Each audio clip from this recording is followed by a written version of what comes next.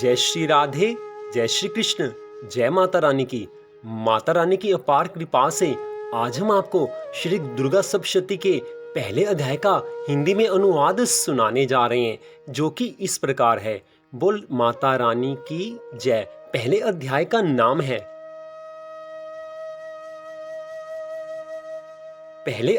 नाम है भगवती की महिमा और मधु कैटभ का वध। महर्षि मार्कंडेय जी कहने लगे हैं कि भगवान सूर्य के पुत्र सावर्णी की उत्पत्ति की कथा को मैं विस्तार से कहता हूँ, आप ध्यान से सुनिए। सूर्य की छाया से उत्पन्न सावर्णी जगतजननी महामाया की कृपा से जैसे मनवंतर के अधिपति बने, वह कथा सुनिए। प्राचीन काल में स्वरोचिष मनवंतर के चैतवंशी राजा सुरथ समस्त पृथ्वी के चक्रवर्ती राजा हुए। वे प्रजा का अपने पुत्रों की भांति पालन करते थे। यवन राजाओं से राजा सुरथ की शत्रुता हो गई। दुष्ट दलन राजा सुरथ से उनका महाभयंकर युद्ध हुआ और थोड़ी सेना होने से यवन राजाओं ने सुरथ को हरा दिया।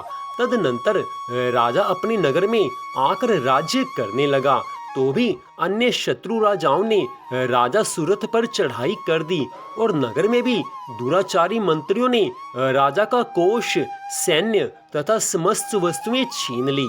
तब राजा सुरथ हार कर अकेला ही घोड़े पर सवार हो शिकार खेलने के बहाने घोर जंगल में चला गया।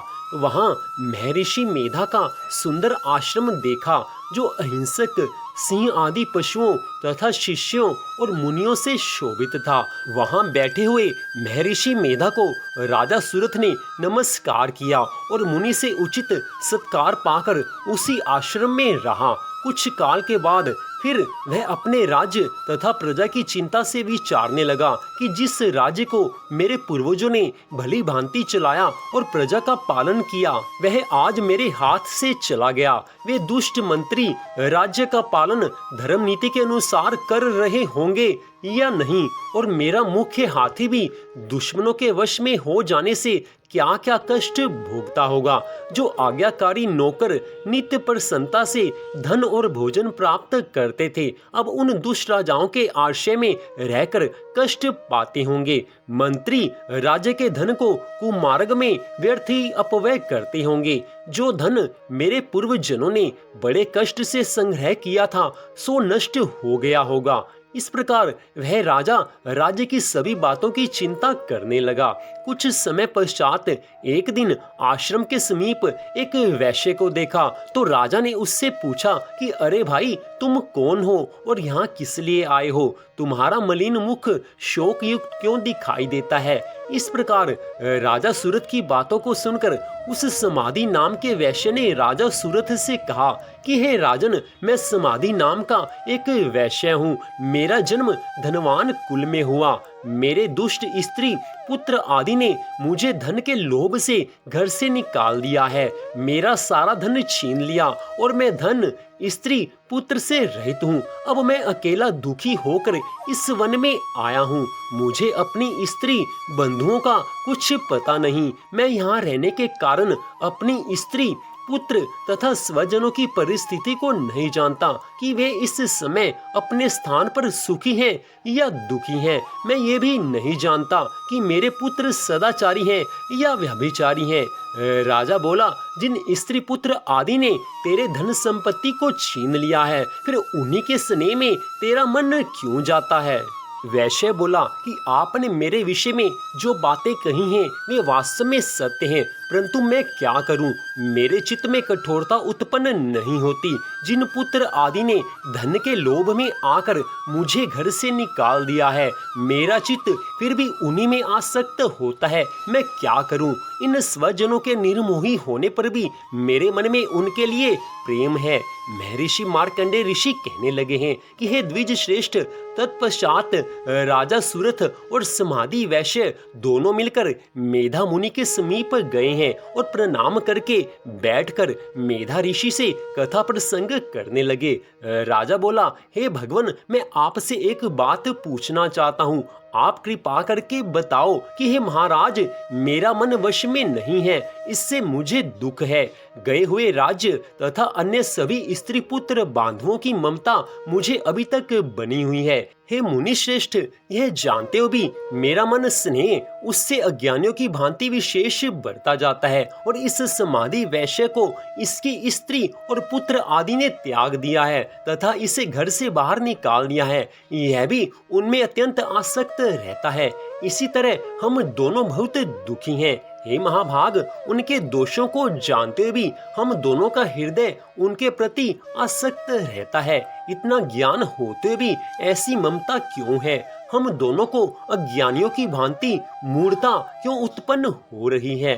महर्षि मेधा ने कहा कि समस्त जंतुओं को जानने योग्य ज्ञान होता है। हे महाभाग, सभी प्राणी पृथक पृथक होते हैं। कोई दिन में नहीं देखते, कोई रात में नहीं देखते, और कोई दिन रात में समान दृष्टि से देखते हैं। पुरुष ज्ञान युक्त है, यह सत्य है, इसमें संदेह नहीं है।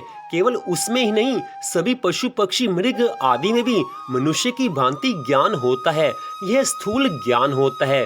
जैसे मनुष्यों में आहार आदि की इच्छा उत्पन्न होती है, वैसे ही पशु पक्षी आदि में भी आहार, विहार, निद्रा, मैथुन आदि की इच्छा उत्पन्न होती है। ज्ञान होने पर भी पक्षियों की भांति, भूखे होने पर भी ममतावश अपने बच्चों को चोंच में स्नेह से चुगा देकर प्रसन्न होते हैं।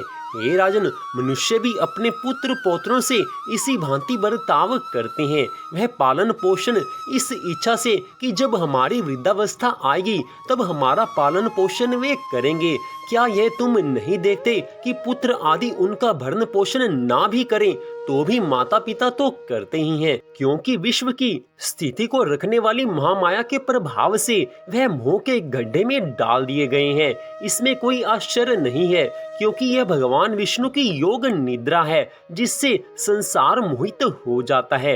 यही भगवान की महामाया है। वह भगवती देवी बड़े ज्ञानियों के चित्त को जबरदस्ती खींचकर मोह में डाल देती है। इस देवी ने चराचर विश्व को उत्पन्न किया है, और यही देवी प्रसन्न होकर भक्तों को वरदान देती है जिससे मुक्ति मिलती है। वही मुक्ति की परम हेतु और सनातनी ब्रह्म ज्ञान स्वरूपा विद्या है। राजा बोला कि हे भगवान, आप जिसे महामाया कहते हैं वे कौन सी देवी हैं? वह देवी कैसे उत्पन्न हुई और उसका क्या कार्य है? उसका स्वभाव, स्वरूप और उत्पत्ति आदि के विषय में सुनना चाहता हूँ, सो आप सभी वृतांत सुनाइए। ऋषि कहने लगे हैं कि वह देवी नित्य है और सब चराचर में व्याप्त है, तथापि उसकी उत्पत्ति अनेक भांति से है, और उस कथा को तुम मुझसे सुनो। यह भगवती देवताओं की कार्य सिद्धि को उत्पन्न होती है और अजन्मा उत्पन्न कहलाती हैं। जब भगवान विष्णु संपूर्ण विश्व को त्याग कर अंत में जल ही जल करें योग निद्रा में शेष शैया पर शयन कर रहे थे, उस समय विख्यात मधु कैटभ नाम के दो घोर असुर भगवान विष्णु के कान के मैल से पैदा होकर ब्रह्मा जी को मारने को तैयार हुए। ब्रह्मा जी श्री हरि विष्णु भगवान के नाभि कमल पर स्थित थे। उन दोनों भयंकर असुरों को मारने को आता देखकर और भगवान विष्णु को सोया हुआ देखकर ब्रह्मा जी योग निद्रा की प्रसन्नतार्थ एकाग्र मन में स्तुति करने लगे, जिससे कि भगवान विष्णु के नेत्रों से भगवती योग माया अपना प्रभाव हटा ले और भगवान जाग पड़े। वह योग माया विश्वेश्वरी, जगत माता, स्थिति और संहार करने वाली भगवान विष्णु की अतुल तेज वाली निद्रा स्वरूपा अनुपम शक्ति है। ब्रह्मा जी बोले कि हे महामाये, तुम स्वाहा देवताओं को पालने वाली हो, तुम स्वधा पितरेश्वरों का पोषण करने वाली हो, तुम ही वशटकार स्वर इंद्र को यज्ञ का हिस्सा पहुंचाने वाली हो, अमृत भी तुम ही हो, अक्षरों में स्वर तुम ही हो तथा नित्य आदि मात्रा व्यंजन भी तुम ही हो। हे देवी, तुम ही संध्या, सावित्री और संसार की जननी हो, और हे मातेश्वरी, विश्व को उत्पन्न, पालन और संहार करने वाली आप ही हो। आप ही महाविद्या, महामाया, महामेधा, महास्मृति और महामोहा, महादेवी, महासुरी हो। आप ही समस्त चराचर के तीनों गुणी सत्व, रज, तम को उत्पन्न करने वाली प्रकृति हो। आप ही काल रात्रि, प्रलय स्वरूप महारात्रि तथा दारुण मोह रात्रि हो। आप खड्ग, शूल, घोर, गदा, चक्र, शंख, धनुष, बाण, भुशुंडी, परिध आदि अस्त्र शस्त्रों को धारण करने वाली हो। हे देवी, आप ही सौम्यता हो तथा संसार में आप ही अति सुंदर हो और अपरों में श्रेष्ठ आप ही परमेश्वरी हो, जो इस विश्व की रचना, पालन और संहार करते हैं। उन भगवान विष्णु को आपने अपनी निद्रावश कर लिया है। फिर भला बताइए और कौन आपकी प्रार्थना करने में समर्थ है, जबकि आपने भगवान विष्णु, ईशान शंकर तथा मुझसे यह शरीर ग्रहण कर लिया है। आप तो अपने प्रभाव से स्वयं प्रशंसित हो। मधु और कैटभ नाम के इन महादुष्टों को आप मोह लीजिए और विश्वपति भगवान अच्युत को जगाइए। इन दोनों महाअसुरों का संहार करने के लिए भगवान को बुद्धि दीजिए। ऋषि बोले, इस प्रकार जब ब्रह्मा जी ने मधु और कैटभ असुरों के संहार के लिए तथा भगवान विष्णु को जगाने के लिए तामसी देवी की प्रार्थना की, तो उसी समय भगवान विष्णु के नयन, मुख, नाक, भुजा, हृदय और वक्षस्थल से निकलकर अव्यक्त योग माया उपस्थित हो गई और योग निद्रा से भगवान जाग गए। तदनंतर भगवान विष्णु ने उन पराक्रमी वीर्यवान मधु और कैटभ असुरों को देखा है। ब्रह्मा जी को खाने के लिए जिनकी आंखें लाल हो रही थी, तब भगवान विष्णु ने शेष शैया से उठ उन असुरों से 5000 वर्ष तक बाहु युद्ध किया। अति बलशाली महाउन्मत्त दोनों असुरों को महामाया ने मोहित कर रखा था। अतः दुष्टों ने भगवान से कहा कि आप हमसे वरदान मांगो। भगवान ने कहा कि यदि तुम मुझ पर प्रसन्न हो तो मेरे हाथ से तुम्हारी मृत्यु हो, मैं तो केवल यही वर चाहता हूँ।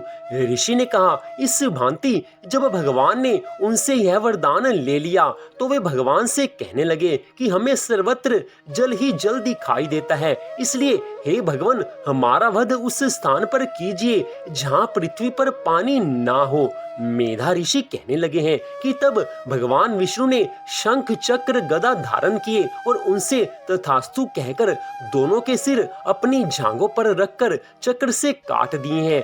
इस प्रकार यह महामाया देवी श्री ब्रह्मा जी की प्रार्थना करने पर स्वयं उत्पन्न हुई है। हे राजन, मैं अब इसके प्रभाव को बताता हूँ, आप इसको ध्यान से सुनो। तो यहीं पर श्री दुर्गा सप्तशती के पहले अध्याय का विश्राम होता है। इससे आगे की कथा कल आप सुन पाएंगे। कल आप दूसरे अध्याय की कथा हमारे चैनल पर सुन पाएंगे। मंदिर श्री बंसी वाले महात्मा यूट्यूब चैनल की ओर से इस कथा को सुनने के लिए आप सबका हार्दिक धन्यवाद।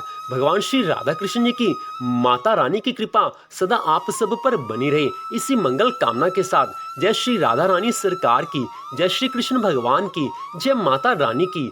जय जय श्री राधे, जय जय श्री राधे, जय जय श्री राधे श्याम।